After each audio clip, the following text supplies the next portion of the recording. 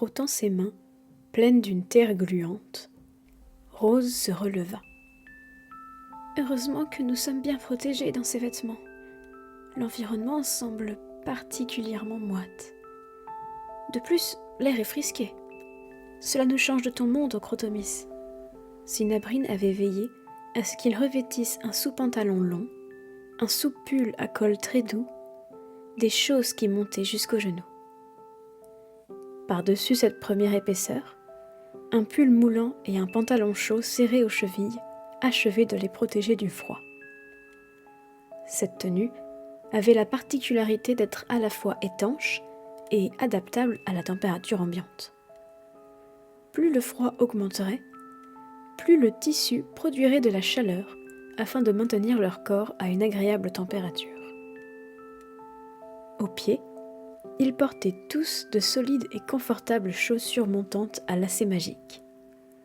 Pas besoin de se baisser pour les nouer. Il suffisait de glisser son pied dans la chaussure et les cordons s'entrelaçaient tout seuls. Chacun des 3 enfants possédait en outre une escarcelle magique dans lequel il avait glissé divers objets, dont les petites baguettes offertes par Hibernatus, des barres de fruits très calorifiques, une casquette à oreilles et une paire de gants. Rose n'avait pas oublié la boule des rêves. Andy avait pensé aux champignons d'invisibilité donnés par Bagok. Quant à Ochrotomis, il avait emporté, entre autres choses, plusieurs poudres magiques. « Nom d'un poisson poisseux !» L'air dégoûté, Andy retira sa main de la surface visqueuse de l'arbre contre lequel il avait pris appui. C'était un arbre noir, sorte d'aune glutineux, au cône tranchant, à l'écorce collante et répugnante. « Burk, ça ne part pas facilement. »« Attends, je vais frotter avec de l'herbe. » Rose s'approcha de son frère, mais Ochrotomis ne lui laissa pas le temps de l'aider à se nettoyer. « Sans vouloir vous affoler, il faudrait peut-être se dépêcher et suivre les conseils de Nanikana. Est-ce que vous voyez une taupinière géante ?» Interloquée, Rose le regarda comme si le passage dans le miroir l'avait perturbé. « De quoi parles-tu » Andy haussa les yeux au ciel. « Toi, quand tu es plongé dans un livre, tu n'entends plus rien. Nanikana nous a avertis que dès notre arrivée dans ce monde, il faudrait chercher une taupinière géante. C'est apparemment le seul endroit dans ces bois marécageux où nous pourrons nous réfugier. Une taupinière géante. Ok. Le premier qui la trouve crie Eureka. Sur ses gardes, Ochrotomis scrutait leur nouvel environnement d'un œil attentif. Ce n'est pas un jeu, Rose, insista-t-il gentiment, une grande douceur dans les yeux. La façon de vivre des géants est très différente de la nôtre. Nanikana ne veut pas que nous restions seuls. Il a dit que lui-même avait trouvé refuge chez une taupe. Confuse, Rose se dirigea vers un arbre à l'épais feuillage vert vif, dont les branches pleureuses tombaient jusqu'au sol. Elle souleva les rameaux, certaine d'y découvrir ce qu'ils espéraient. En effet, une gigantesque taupinière se trouvait là, abritée sous les ramets colorés. Sur le point d'avertir ses compagnons, Rose ouvrit la bouche.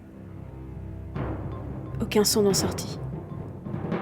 Des images emplissaient soudainement sa tête. Comme dans un cauchemar, elle vit des chiens hurler, aboyer, se diriger droit sur eux, tout gros sortis.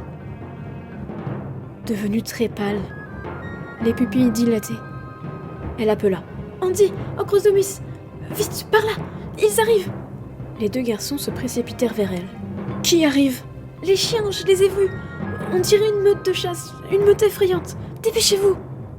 Entrés dans le cœur de l'arbre, ils se dirigèrent vers la taupinière, juste au moment où des aboiements incessants résonnaient, emplissant le marais d'une vague de bruit. Écartant à peine le feuillage touffu, Andy risqua un regard curieux. Une 50aine de chiens à la fourrure noire et blanche couraient, la langue pendante, les oreilles aplaties, le nez au vent. Ils flairaient le gibier, reniflaient silencieusement, puis leurs hurlements rebondissaient à nouveau, sur les arbres crevassés de la forêt marécageuse. Leurs yeux rouges semblaient percer les troncs. Leurs dents pointues révélaient leur aspect carnassier. Mi-chien, mi-loup, leur appétit était aiguisé par le souvenir du sang versé lors de la dernière chasse. Le jeune garçon déglutit avec peine. Comme s'il était un simple spectateur de la scène qu'il vivait, il se tourna lentement vers Rose et Ocrotomis. « Je crois qu'on n'a plus beaucoup de temps. Sautez, vite !» Rose s'élança sans réfléchir, guidée par l'instinct de survie.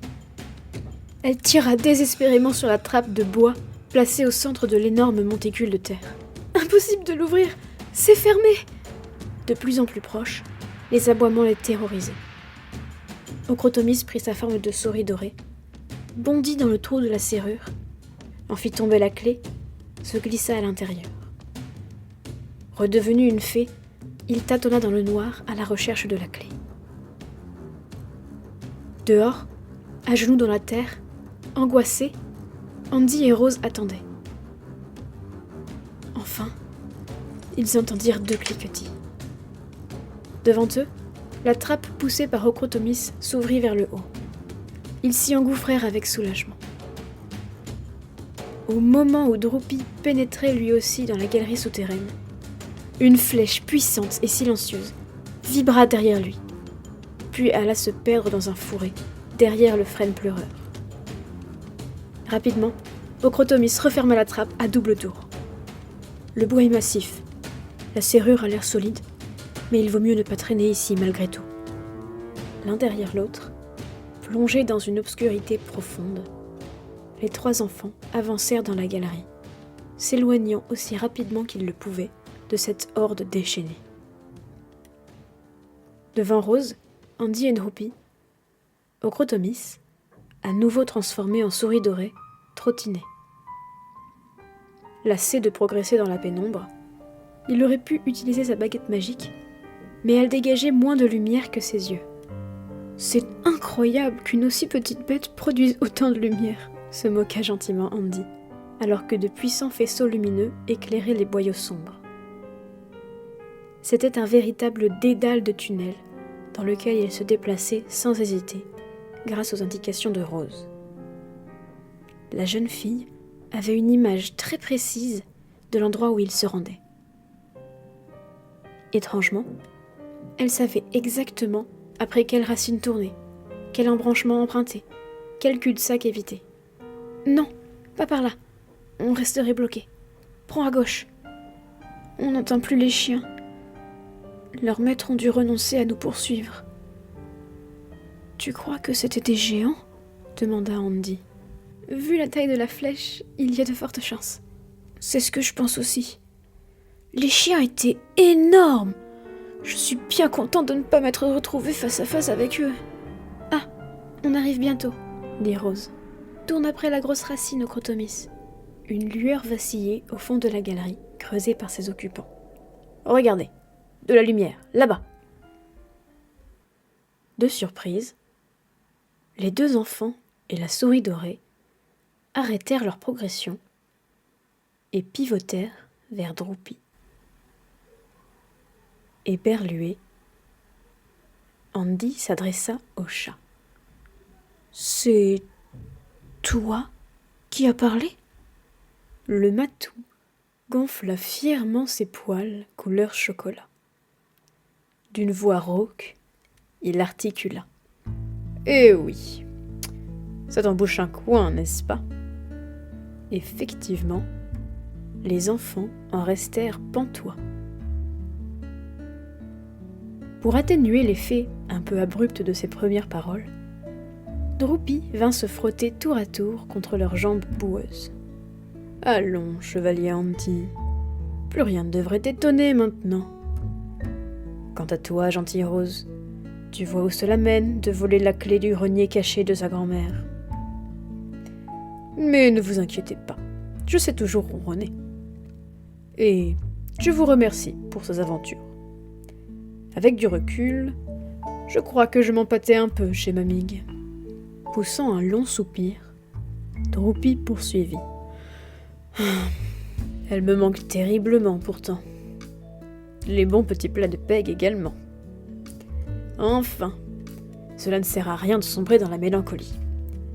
Et ne me regardez pas comme si j'avais avalé votre amie souris. Je suis juste un chat qui parle maintenant. Je ne serais guère surpris, moi, si vous vous mettiez à miauler. Rose attrapa Droopy et le couvrit de baisers. J'ai toujours su que tu n'étais pas qu'une simple peluche sur pattes. Allez, suis-nous, monsieur le marquis de Carabas. Désolé. Je parle, mais je n'ai pas de bottes. C'est bien dommage, d'ailleurs, déplora Droopy, en observant, l'air contrit, l'état de ses coussinets crottés. Ochrotomis était arrivé devant une porte en bois au sommet arrondi. La lueur provenait d'une énorme pomme de terre accrochée au plafond. Coupée en deux, creusée en son milieu, remplie d'huile de noix dans laquelle baignait une mèche allumée. Andy admira le procédé. Ingénieux, ce système. C'est simple et ça fonctionne. Qu'est-ce qu'on fait? On frappe? Interrogea Rose. Oui, on verra bien. La fée Ochrotomis joignit le geste à la parole, tambourina à la porte.